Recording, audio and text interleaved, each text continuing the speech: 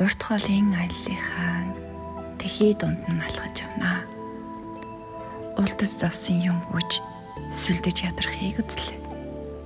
Уул үүд мацаж уруудан ирчээрэн өнхөр цөхрөөд унсан модны сүүдэр бараадаж сүнсгүү хүн шиг сууж амарлаа.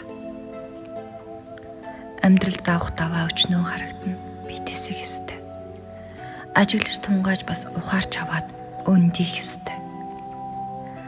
Ардаас минь миний замаар өрсүүд минь тэмцэх учраас алсын хараатай байж зөв замаар л зогсолтгүй явах учиртай.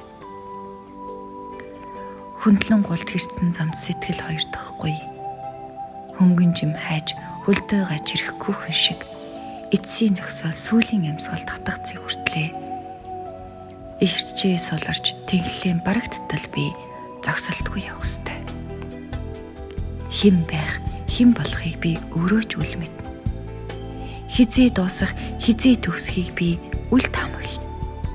Магадгүй одоош тасалдаж мэдих тэр замаа би төгсөхдөө маргааш болно гэдэг яс итгэн ирээдүрөө зорино.